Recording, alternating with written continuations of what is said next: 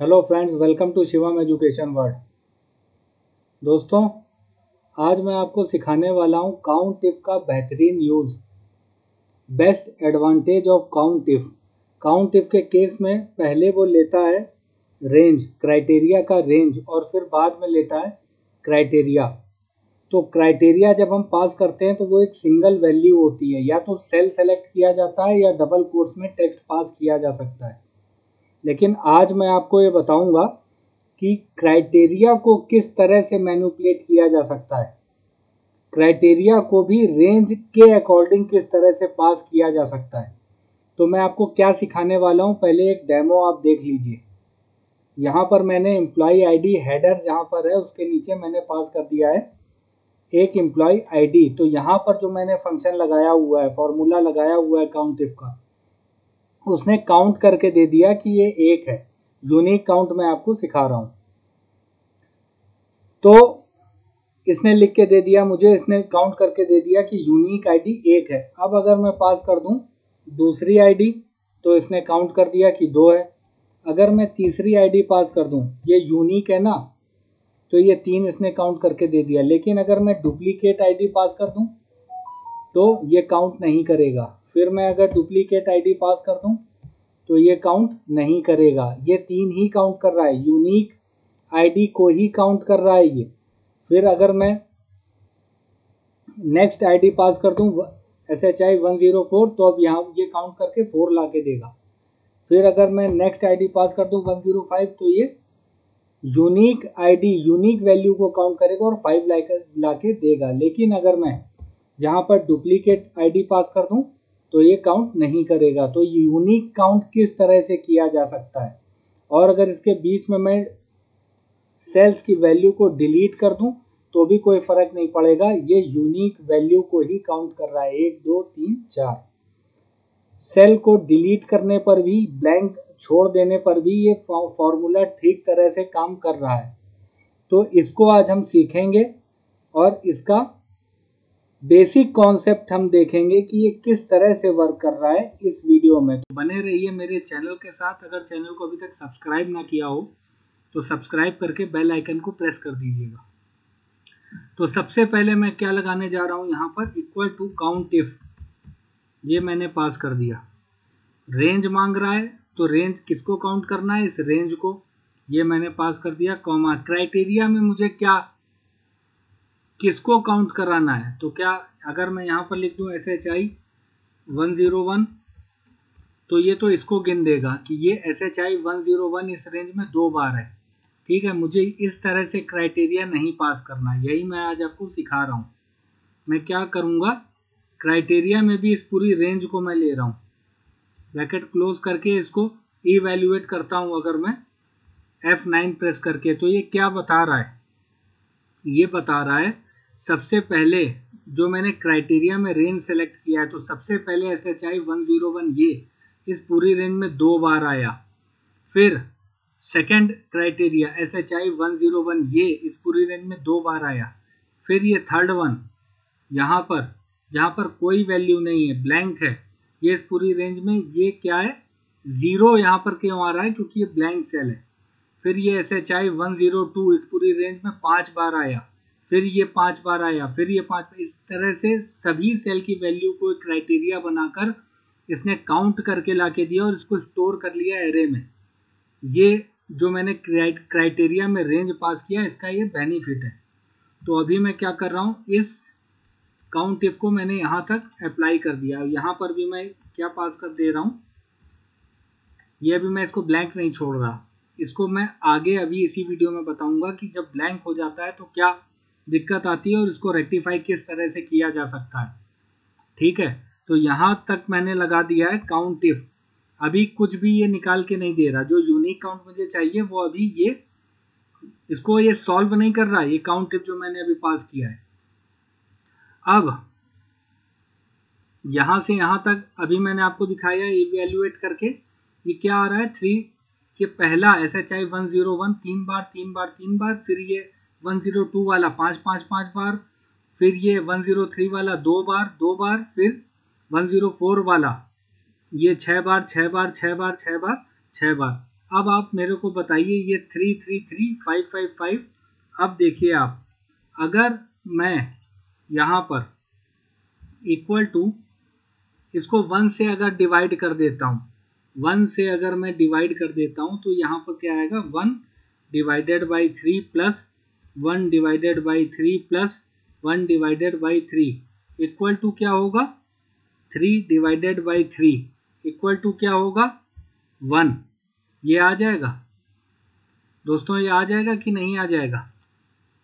ये बिल्कुल आ जाएगा अगर मैं 1 से इसको डिवाइड करता हूं तो अगर मैं इसको 1 से डिवाइड कर देता हूं तो ये पहला जो मैंने अभी आपको दिखाया था, ये SHI 101 3 बार 3 बार 3 बार, और इसको बाहर जाके मैं 1 से डिवाइड कर देता हूं तो ये 1 ला के देगा। इसी तरह से अगर मैं यहाँ पर ये 1025 5 बार आया, 1 2 3 4 5, तो ये बार बार जब ये 5 ला के दे रहा है और बाहर मैं 1 से डिवाइड करूंगा तो ये ठीक 1 divided by 5 plus 1 divided by 5 plus 1 divided by 5, इस तरह से 5 बार इसको डिवाइड करके प्लस करेगा।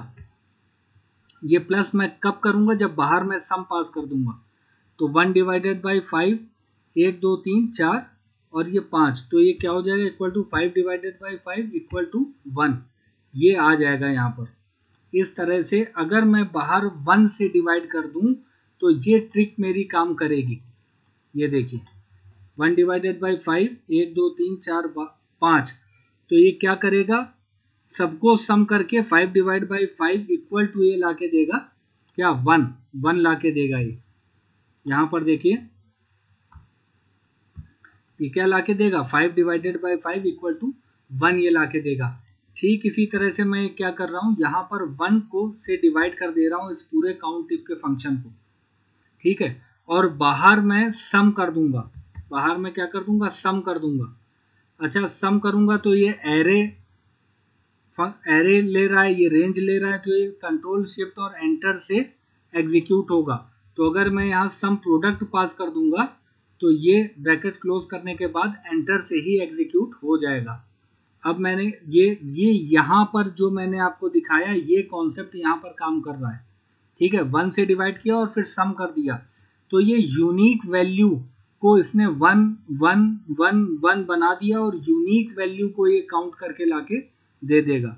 यहाँ पर देखिए यूनिक वैल्यू कितनी है, 1 2 3 और 4 यूनिक वैल्यू है।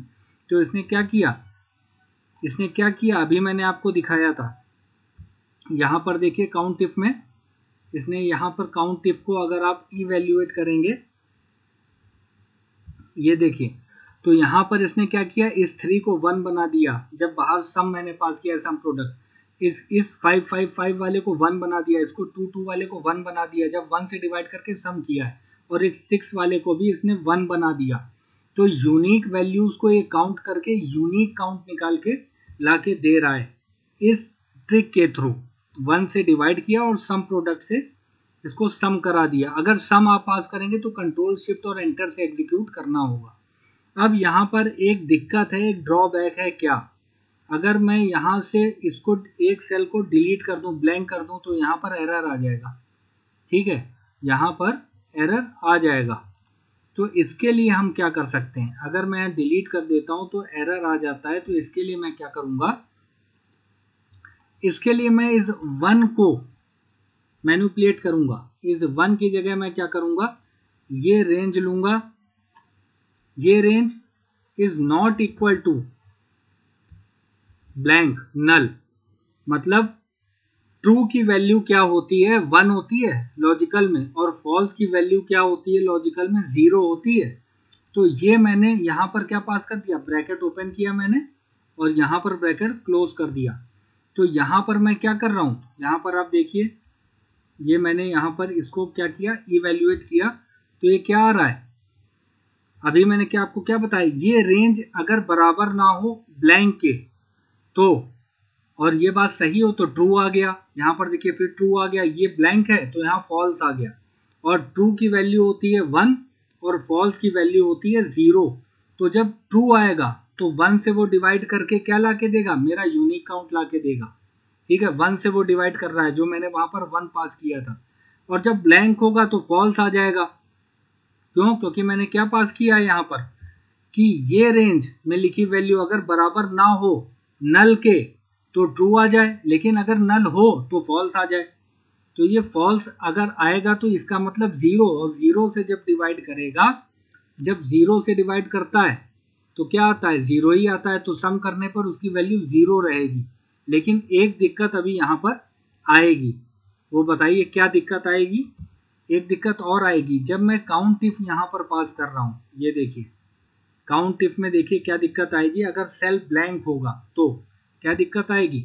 ये देखिए यहाँ पर क्या बता रहा है, ये सेल को काउंट करके बता रहा है जीरो, और किसी को भी जीरो से डिवाइड जब करते हैं तो डिव एरर आता है।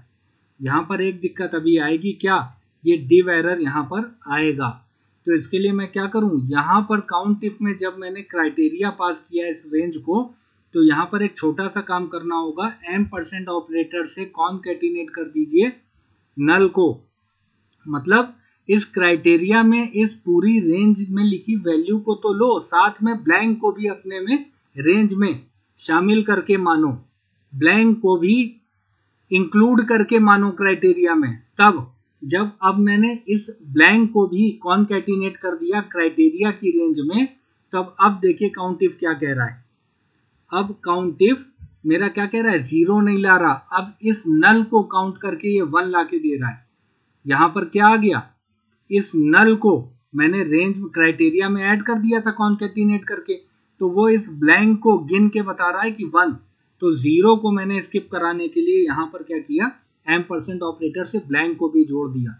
अब ये फंक्शन ठीक तरह से काम करेगा, चाहे कोई भी आप सेल को डिलीट कर दो, ब्लैंक कर दो, ये ठीक तरह से बिल्कुल ठीक तरीके से काम करेगा। यहाँ पर देखिए मैंने इसको डिलीट किया तो भी ये काम कर रहा है। मैं अगर इसको इन सब को डिलीट कर दूं तो भी ये बिल्कुल ठीक तरीके से काम कर रहा है, और ये यूनिक वैल्यू को काउंट करके बता रहा है 1 2 3, बिल्कुल ठीक आ रहा है। इसको भी अगर मैं डिलीट कर दूं तो यहाँ पर 2 आ जाएगा। तो अब ये फंक्शन बिल्कुल ठीक तरीके से काम कर रहा है। मैंने कैसे इसको एग्जीक्यूट किया है आप डीबग करके आराम से अलग अलग टुकड़ों में इसको समझिएगा, एक बार में समझ में नहीं आएगा तो अलग अलग आप इसको समझिएगा। 1 की जगह मैंने क्या लगाया, range is not equal to blank, ताकि जब फॉल्स आए, मतलब जब ब्लैंक सेल आए तो फॉल्स आ जाए, और जीरो से इसको डिवाइड करेगा तो जीरो आएगा, और सम उसको जीरो की वैल्यू में जब कोई ऐड किया जाता है तो वही न्यूमेरिक वैल्यू आती है, कोई फर्क नहीं पड़ता। और यहाँ पर क्राइटेरिया में मैंने ब्लैंक को ऐड कर दिया कि अपनी रेंज में अगर ब्लैंक सेल मिले तो उसको भी कंसीडर करके चलो और उसको भी काउंट करो। तो दोस्तों मुझे उम्मीद है आपको समझ में आया होगा, बेहतरीन टॉपिक। चैनल को सब्सक्राइब करके बेल आइकन को प्रेस कर दीजिएगा, वीडियो को लाइक करके जाइएगा, अपनी स्किल को इन्हेंस करते रहिए, लाइफ में वैल्यू को ऐड करते रहिए मेरे चैनल के साथ। Thank you friends, have a nice day, take care.